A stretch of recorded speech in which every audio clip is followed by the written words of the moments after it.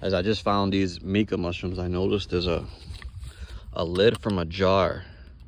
I tried taking the lid out, but it's too strong, indicating that there's an actual jar buried here at the cemetery. What do you think it could be? I'm gonna try digging it out. Come out now.